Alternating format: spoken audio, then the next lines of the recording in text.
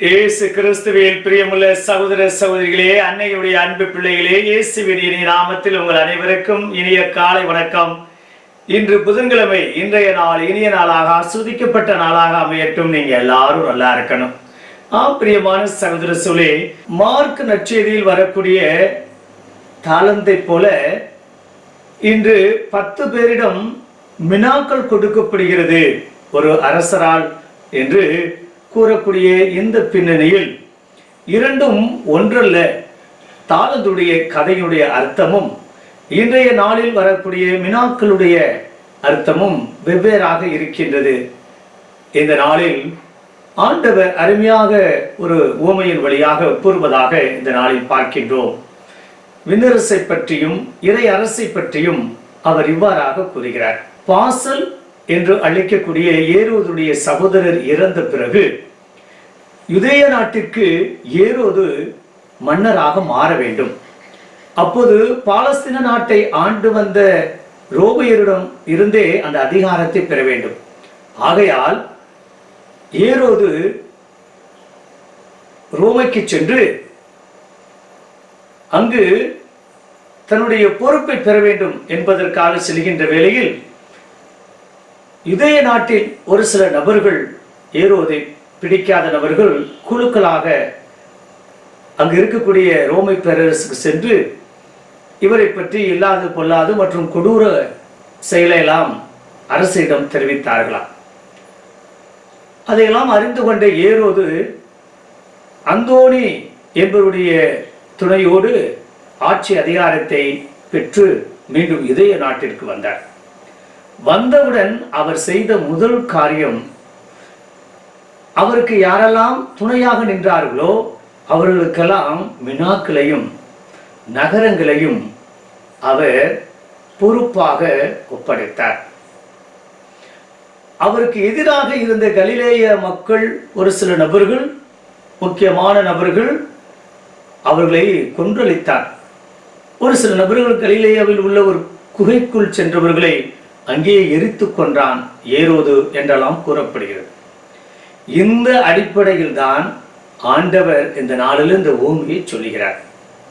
பிரியமான சகோதர சகோதரிகளே, இந்த நாளில் எப்படி இருப்பினும் வினாக்களை பெற்றவர்கள், அந்த அரசன் வினாக்களை கொடுக்கின்றார். நீ என்னமோ செஞ்சுக்க, நீ வட்டிக்கு விட்டாலும் சரி, மீட்ரு வட்டிக்கு விட்டாலும் சரி, கந்து வட்டிக்கு விட்டாலும் சரி, நான் வருகின்ற போது நீ இரட்டிப்பாக கொடுக்க வேண்டும். 10 வினாக்களை பெற்றவர் இன்னும் 10 உருவாக்குகிறார். 5 பெற்றவர் இன்னும் அதிகமாக கொடுக்கின்றார். ஆனால் 1 பெற்றவர், அவர் நான் துணையில நான் கட்டி வைத்திருந்தேன் என்று கூறுகிறார்.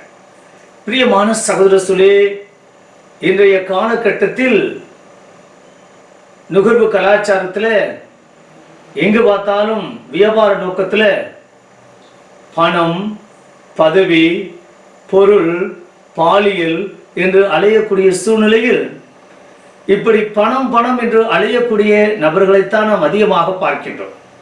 சும்மா இருக்கிற ஒரு காசை வட்டிக்கினாலும் உடனுமே என்று அர்த்தம் அல்ல. நம்முடைய கருத்திற்கு பெற்ற ஒரே ஒரு வினாவை பெற்ற அந்த நபரை போல நாம் வாழ வேண்டும் என்பதுதான். அவர் பிறருடைய பணத்திற்கோ அல்லது பிறருடைய உடைமைக்கோ ஆசைப்படவில்லை. தன்னிடம் இருப்பது போதும் என்று நிறைவான வாழ்வு வாழ்ந்தார். இன்று என்னிடம் இருப்பது போதும், நான் அடுத்தவருடைய பணத்தை, அடுத்தவருடைய சொத்தை, அடுத்தவருடைய நகையை, அடுத்தவருடைய உடைமையை, அடுத்தவருடைய பொருளை நான் அபகரித்து கொள்ள நினைக்க கூடாது என்பதுதான் இந்த நாளுடைய நற்செய்தி நமக்கு ரத்தின சுருக்கமாக கூறுகிறது. பிரியமான சகோதரர்களே, ஒரு சில நபர்கள் கூறுவார்கள், நான் இப்படி இருந்தேன், இன்றைக்கு நான் பன்மடங்கு உயர்ந்து விட்டேன். பன்மடங்கு உயர நீ என்ன செய்திருப்பாய்? கண்டிப்பாக யாருடைய பணத்தையோ நீ எடுத்திருக்கின்றாய், அல்லது ஏதோ ஒரு விதத்துல நீ தவறு செய்திருக்கிறாய், ஏதோ ஒரு கோல்மால் செய்திருக்கிறாய். ஏதோ ஒரு சூழ்நிலையில் தான் பணம் வந்து சேரும், பதவி வந்து சேரும், புகழ் வந்து சேருமே தவிர நேர்மையா, உண்மையா, கண்ணியமா வாழக்கூடிய நபர்கள் எத்தனை நபர்கள் உயர்ந்த நிலைக்கு வந்திருக்கிறார்கள், பெரிய பெரிய பணக்காரர்களாக வந்திருக்கிறார்கள். ஏதோ ஒரு விதத்தில் ஒரு ஏமாற்றுத்தனம், ஏதோ ஒரு விதத்தில் மற்றவருடைய பணத்தை அபகரித்துக் கொள்வது, வியாபாரம் என்ற நோக்கில் அல்லது பெரிய பிசினஸ் என்ற நோக்கில் அல்லது ஏதோ ஒரு விதத்தில் மற்றவருடைய பணத்தை அபகரித்தால் மட்டுமே ஒரு செல்வந்தராக, பெரிய பணக்காரராக மாற முடியும் என்றால் இது மிகையாகாது. ஒரு சில நபர்கள் உண்மையாகவே உழைத்தவர்களும் பெரிய நபர்களாக மாறியிருக்கிறார்கள்.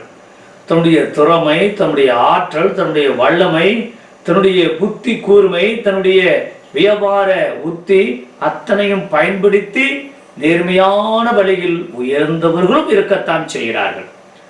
ஆனால் பெரும்பாலும் குறுக்கு வழியில் சம்பாதிக்கக்கூடிய நபர்கள் தானே இன்றைய நாளில் பெரிய பெரிய நபர்களாக, தலைவர்களாக அல்லது பெரிய பெரிய பணக்காரராக இருக்கின்றார்கள். நாம் அப்படி இல்லாமல் இருப்பதில் நிறைவாக வாழ்வோம், இருப்பதை வைத்து மகிழ்ச்சியோடு வாழ்வோம், இருப்பதில் சந்தோஷத்தை காண்போம். இருப்பது போதும், எனக்கு அதிகமாக வேணாம், இந்த அளவிற்கு நான் நிம்மதியாக வாழ்கிறேன், சந்தோஷமா இருக்கிறேன், என் குடும்பம் ரட்சிக்கப்பட்ட குடும்பம், ஆசீர்வதிக்கப்பட்ட குடும்பம், நிறைவான குடும்பம், சந்தோஷமா இருக்கிறோம் என்ற அந்த மனநிறைவோடு வாழ நாம் இணைந்து ஜெபிப்போமா? பரலோக தந்தை இறைவா, இந்த அருமையான இனிமையான நாடுக்காக உமக்கு நன்றி செலுத்துறோம். அப்பா, எங்களுக்கு பணம் தேவைதான், ஆனால் ஆசைப்பட்டு அடுத்தவனுடைய பணம், அடுத்தவனுடைய நிலம், அடுத்தவனுடைய பொருள் ஒருபோதும் ஆசைப்படாத மக்களாக நாங்கள் வாழ, அடுத்தவருடைய இரத்தத்தை உறிஞ்சி வாழக்கூடிய மக்கள் நாங்கள் அப்படியெல்லாம் வாழாமல் உமக்கு பயந்து, மனசாட்சிக்கு பயந்து நாங்கள் நல்ல வாழ்க்கை வாழ, இருப்பதை வைத்து நிறைவான வாழ்க்கை வாழ, நிம்மதியான வாழ்க்கை வாழ ஆசீர்வாதத்தால் நிரப்பும்படி எங்கள் ஆண்டவராகிய இயேசு கிறிஸ்துவின் நாமத்தில் ஜெபிக்கிறோம் நல்ல பிதாவே. ஆமென்.